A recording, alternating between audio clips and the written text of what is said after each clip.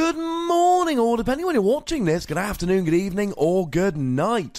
My name's Ross, and as always told, I had a voice radio. So today, we're going to be looking at starter Pokemon, why we need them, and ranking the best ones out there. Though I should start by saying what a starter Pokemon actually is.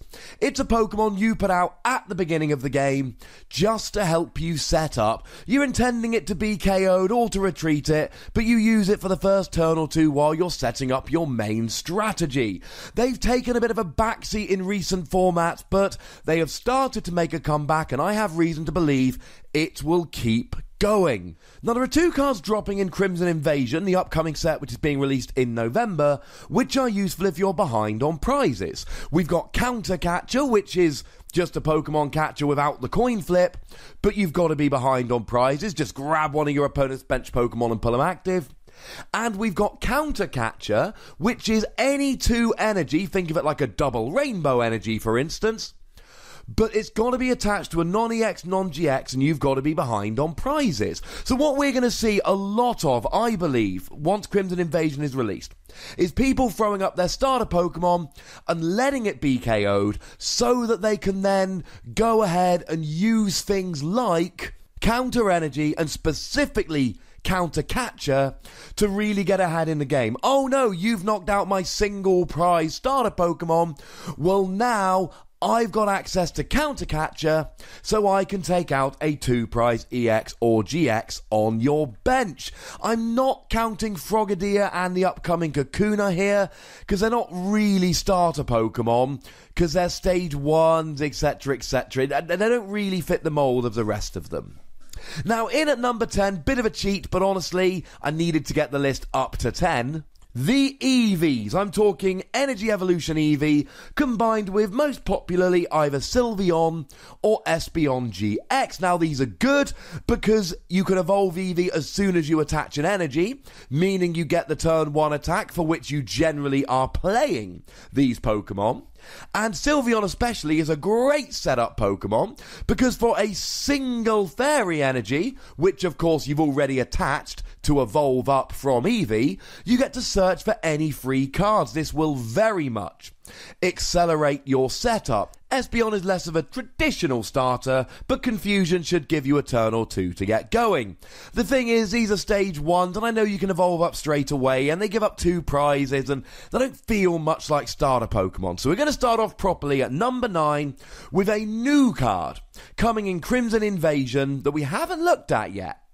It's Morile, and it's really in here for Call for Family, 1 colourless energy.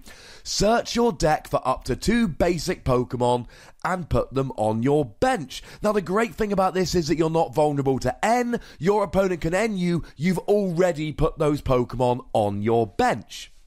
But the thing is, it costs an energy, which means that you can't use an energy to retreat and then use Call for Family. You've got to retreat your active Pokemon using something like a Float Stone, and then have the energy on Morile. If this was for 0 energy, it would be so much higher up the list. But the fact is, there's going to be a lot of games where you can use Bridget to search Morile out, but you then can't get the energy on Morile and retreat in the same turn. In at number 8, Diancie. Now, I reckon some of you in the comment section are going to tell me that I've put Diancie a little bit too low. That's absolutely fine. By the way, my favourite thing about videos like this, the great discussion you guys generate in the comments, keep it going. However, it's got the same problem I just talked about with Morile. It takes an energy, plus it's also really specific to a single deck, and obviously the ones at the top of the list are going to be ones that can be teched into a multitude of decks. Because the thing is here, you can retreat, but then you won't have the energy for Diancie. You've got to either have a free retreater or use something like a Floatstone or a Guzma on turn 1 just to be able to retreat into Diancie. This is most useful in Gardevoir decks, well, they don't tend to play these. I've played a lot of Gardevoir this season. I have topped tournaments and gotten championship points with Gardevoir, and I prefer a different Pokemon, which we'll see later on. And the reason is, you can't retreat and get it going in 1 turn. If you do, however, you just get to evolve a Pokemon on your bench, and that, ladies and gentlemen, is spectacular. None of this being end out of it. Got a Remoraid on your bench, you've got an Octillery next turn. Got a Routes on your bench where you evolve it up to a Curlier. Curlier is then active at the beginning of your turn, so you can immediately evolve into a Gardevoir. It is great. In at number 7, the Diancie Xerneas that feels like it's been out for about 17 years. Now this allows you to search your deck for 2 Fairy Energy and attach 1 to each of 2 bench Pokemon, meaning you've got to have 2 bench Pokemon out to use it. That's why Bridget is so very good in this deck.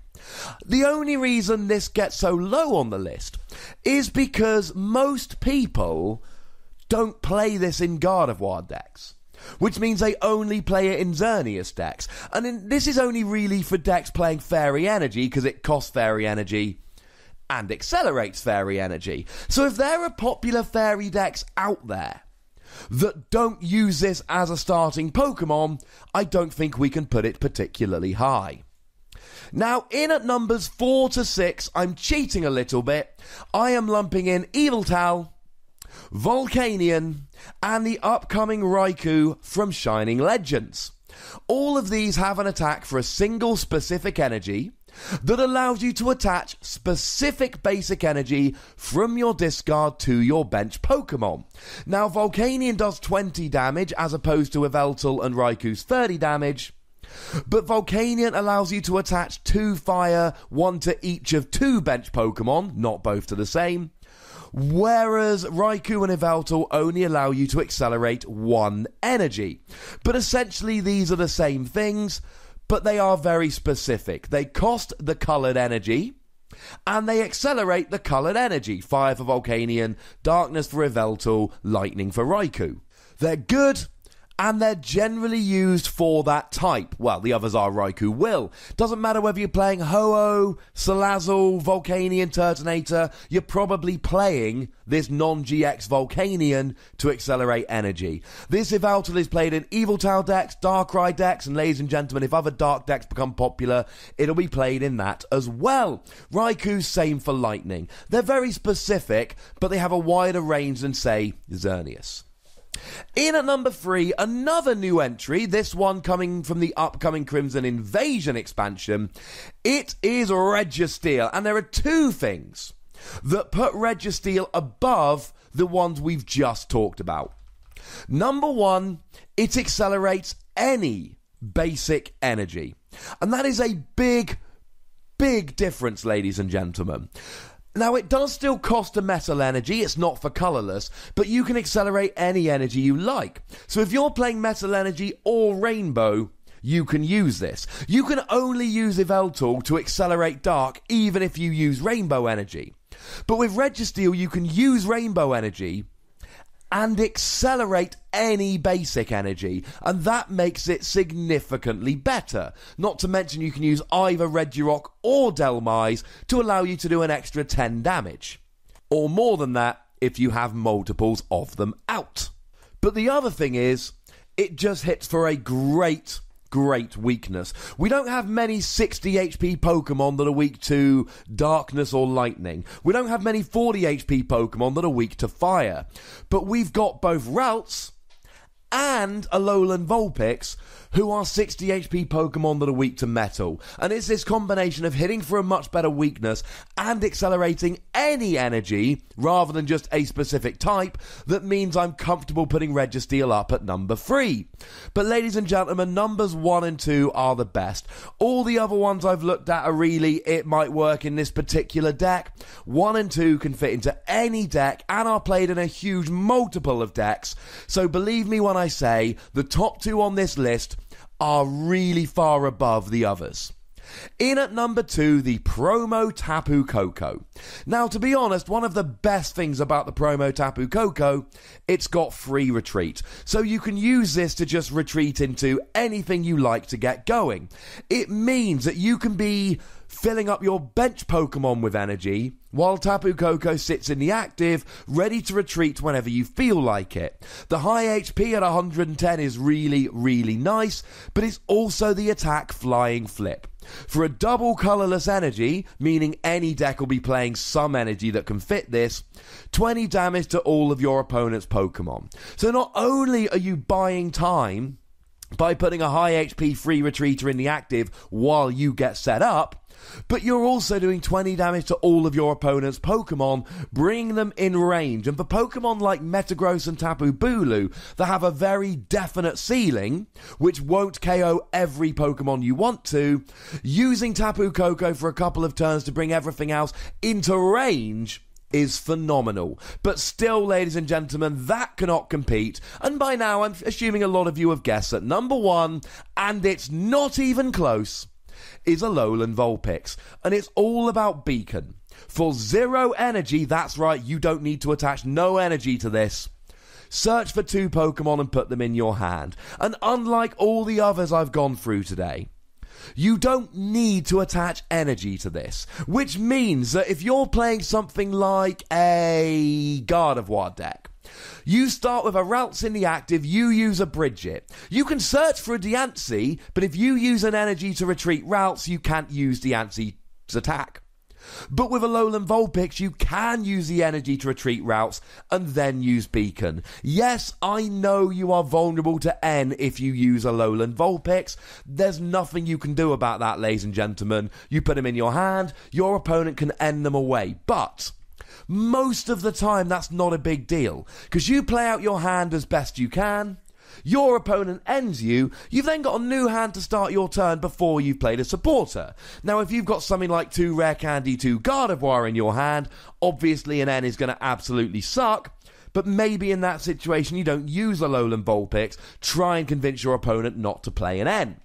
Most of the time, your opponent plays an N, and okay, you lose those Pokemon, but you get a new hand of cards, usually 6 at the beginning of the game, and then you can use them and then play your supporter for the turn. It really isn't as bad as it might sound. And that, ladies and gentlemen, are the best starter Pokemon we have at the moment, and why they're going to be so much more important going forward. Maybe if you're very lucky, we'll look at some historical starter Pokemon in videos going forward over the next few days. But if you want that, or you just want to tell me about other starter Pokemon you like, that is what the comment section is there for. Go nuts, be nice. Make sure you like this video, subscribe to this channel, follow me on Twitter at the Wassy, and for some live action, you can find it at twitch.tv/PTCGRadio. If you want to support the channel, get some bonus podcasts and so on, go and check it out at patreon.com/PTCGRadio. But by far the most important thing, as always, look after yourselves until next time. Thank you very much for watching. My name's Ross, and you've been watching PTCG Radio.